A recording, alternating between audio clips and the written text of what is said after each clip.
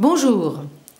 L'association Communiquer pour vivre a le plaisir de vous présenter une série d'interviews dont la première aujourd'hui avec Monsieur Castro. C'est une série d'interviews qui donne la parole aux citoyens. Donc Monsieur Castro, aujourd'hui dans cette interview, s'adresse à Monsieur le Président de la République. Monsieur Castro, à vous. Merci. Monsieur le Président de la République, je vous propose de mettre à l'exécution une étude de faisabilité pour un projet qui pourrait aider à deux des sujets les plus difficiles, le chômage et le logement. Il s'agit de logement pour des personnes pauvres et petits, mais uniformes. Je pense qu'on pourrait construire 1 million de logements.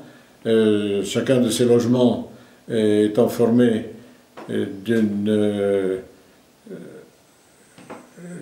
ayant une forme ressemblant au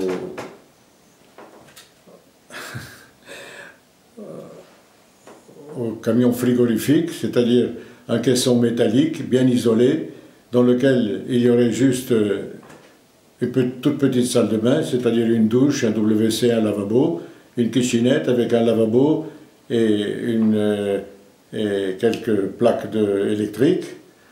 Cet ensemble bien isolé serait chauffé électriquement et aurait pour dimension 6 mètres par 4 mètres et une hauteur de 2,50 m. Je pense qu'en fabriquant ces petites maisonnettes en grande série, on pourrait arriver à des prix assez bas qui permettraient de louer ces habitations environ 300 €, c'est-à-dire à peu près le tiers ou le quart des revenus minimum des personnes relativement pauvres.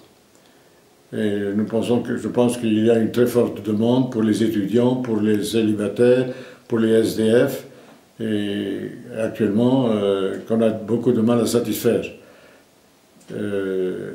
Ce projet, s'il se faisait, permettrait de redonner un peu de travail aux industries automobiles et également à l'industrie de l'acier, puisqu'il faudrait compter environ 500 000 tonnes d'acier et probablement une centaine de millions d'heures de travail. Bien entendu, ce projet ne pourrait être valable que si on trouvait un moyen indiqué où placer tous ces logements. La proposition que je fais, c'est de mettre ces logements sur des plateformes qui seraient placées au-dessus des gares de chemin de fer SNCF. Pour cela, il est indispensable que ce soit le Président de la République lui-même qui prenne la décision, car c'est une décision nationale qui ne peut être prise qu'à ce niveau-là. Je pense qu'on pourrait faire ainsi des groupes de 5 à 600 personnes au-dessus des gares. Le moyen de communication serait facilité par la présence justement sur les chemins de fer et permettrait surtout dans les grands centres une facilité de communication. Il est possible également d'envisager que de chaque petite communauté de 5 à 600 personnes puissent faire eux-mêmes la gestion de leur petit groupe, c'est-à-dire les services de sécurité, d'entretien, de santé, etc., ce qui donnerait aussi du travail à un certain nombre de personnes. Voici à peu près les grandes lignes du projet, mais il est entendu qu'il serait nécessaire d'en parler avec des personnes compétentes et d'en voir les possibilités et les difficultés. Je vous remercie d'avance. Monsieur Castro, je vais vous demander un petit complément d'information. Je crois savoir que vous avez déjà envoyé des courriers concernant cette proposition. À qui les avez-vous envoyés et quelles sont les réponses que vous avez obtenues? Alors, j'ai envoyé tout d'abord à M. Sarkozy en 2008 et j'ai eu une réponse quelques mois plus tard, très aimable, mais qui n'a pas eu de suite.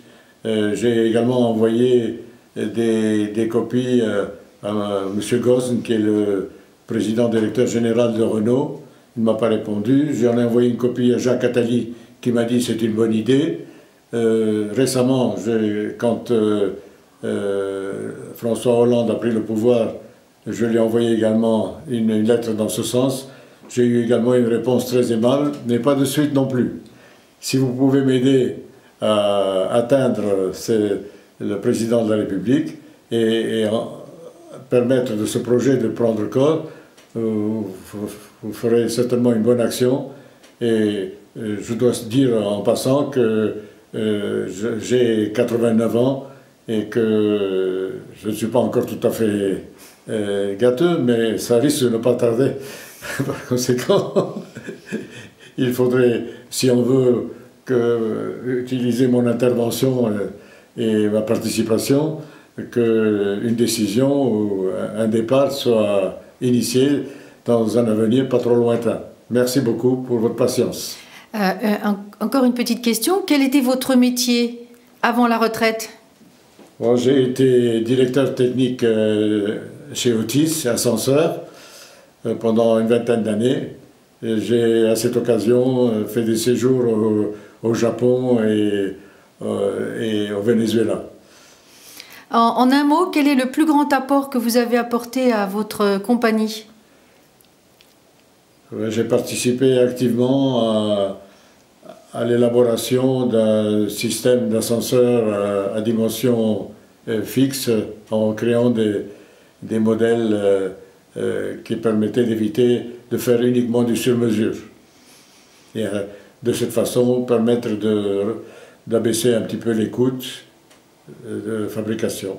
C'est dans cet esprit-là que je pense qu'en fabriquant des millions de logements, on pourrait arriver à des prix extrêmement bas et arriver à ces loyers d'environ 300 €, qui sont à peu près ce que peuvent payer la plupart des gens qui ont le RMI ou des revenus de cet ordre-là.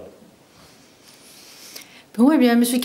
Castro, merci beaucoup pour votre intervention. Je pense qu'il va être écouté par, je l'espère, des milliers de personnes sur le net. À très bientôt. Au revoir. Merci beaucoup.